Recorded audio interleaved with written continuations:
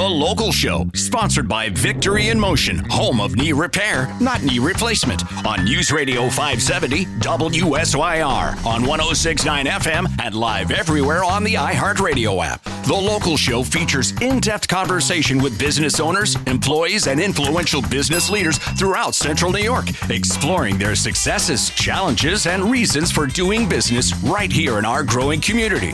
The Local Show is produced locally by Zoe Advertising. Now your hosts, Tom and Steve. Back into it, back at it. You've got The Local Show right here on 570 WSYR 106.9 FM. Soggy Days, the Soggy Bottom Boys. That's what we are. I just listened to Constant Sorrows, or what's it? Yes. I just listened to that this week. I am a man of constant sorrow. It came up my in theme my song. I was listening to bluegrass gospel stuff. Oh, okay. Okay, and it's fringy. Let's be honest. It's a little odd, but it was in the queue, and of course, then I think of the movie. That's great. George Clooney. Right. Oh, brother, where art thou? Yes. But that was introduced to me by our friend Bob Holdenbetz. Oh, there we go. Yeah, wonderful movie though. Yeah. I mean, it's a lot of. It's very multi. It's a multi tapestry. Yeah, it's kind of a Forrest Gump thing. You're like, wait, what? But no, there's no drums on that song. Yeah. Oh, no, we don't know any drummers. Well, back in those days, right? You know, it's kind of that jug band, right. Pound on the washboard type mandolin, thing. Stand-up bass, banjo, and a nasally sound. That's amazing. Good song. We are going to talk with Dr. Marc Pietropaoli right now. He's the owner of Victory in Motion, home of knee repair, not knee replacement, and we always have a good conversation with him. How are you, Doc? I'm great. How are you doing, Tom? I'm doing all right. You know, one of the nights that I had was kind of because Steve and I were talking about getting good sleep and how sometimes when your mind's racing, you know, you're not getting good sleep. And I had one of those nights where I went to bed early, but didn't feel like I really slept well. And I got up and my lower back into my buttocks, into my hips was so sore in the morning that it took me a good 10 minutes, to get moving. It really hurt, like it felt fatigued. It felt like I ran a marathon. Why does that happen? Is that bone or is that muscle? Might be fat, Tom. Well, I'm not. Not that. I'm bad. sorry. I'm sorry. It's all the above. Yeah, right. It can be a little bit of all the above. At this age? Sure.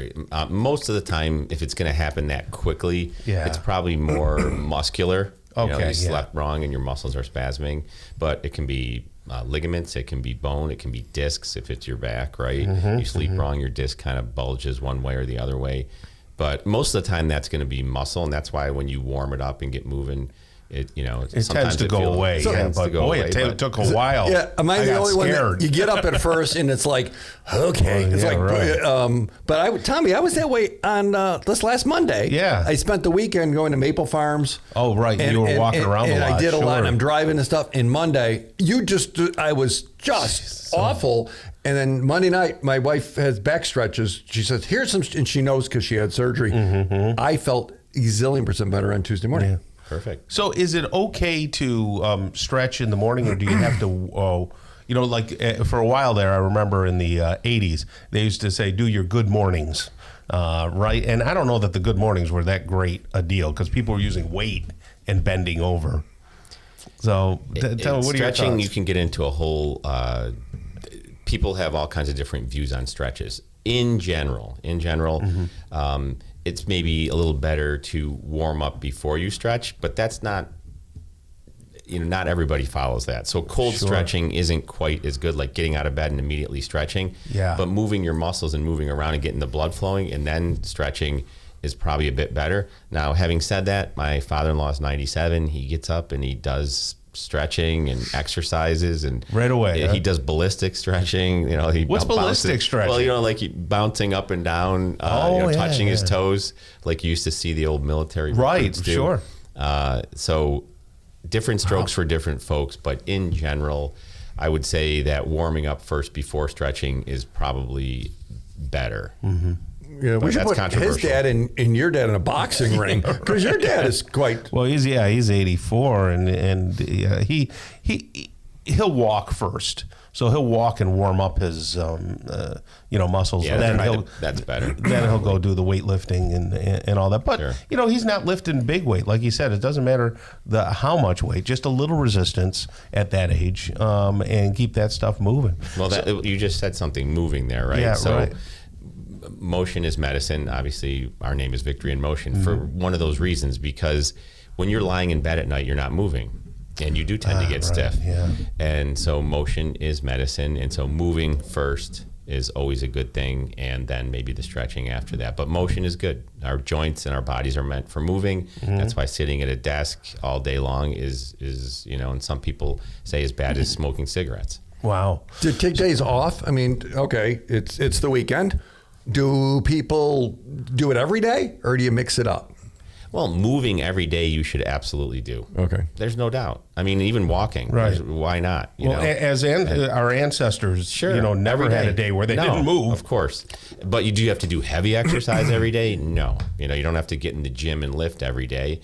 You don't have to run every day. You don't, but those you kind of want to split up more. But you should be moving and walking every single day. Yeah. Every day. Is that part of what you encourage people to do? Because I know you got this whole big, you don't just focus on one little thing or in respects to being able to move. Well, most people come to us because they're already in pain, so we got to get them better first, but then we get them to the point where we want them to keep moving and doing whatever exercises we taught them, whatever program we taught them, so they don't have to keep coming in and seeing us.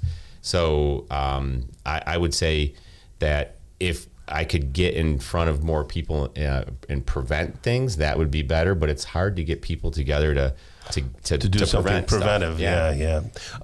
Explain something to me about your practice that I hit on last time we talked, and I didn't realize your sports medicine. I said, how'd that work out for you with the sports? And you were like, well, I am a sports medicine doctor.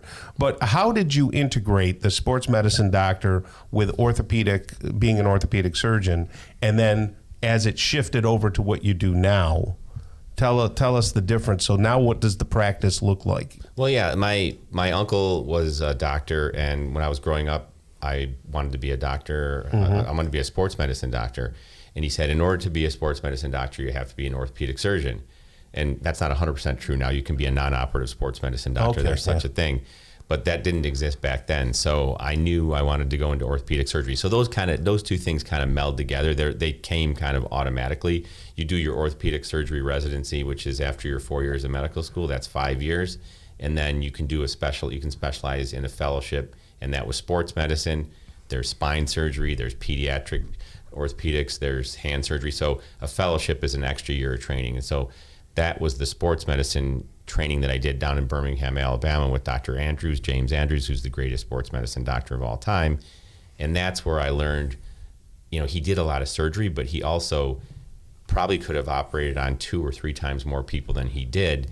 And he had a great physical therapist named Dr. Kevin Wilk, who's still practicing, who got a lot of people better without surgery. I'd say at least 80% of the people without surgery. So that kind of built that foundation of getting people better without surgery. I also had some guest speakers who came during my fellowship year who talked about the early stages of regenerative medicine, using our body's own ability to heal itself, things like PRP, platelet-rich plasma. So I had that foundation.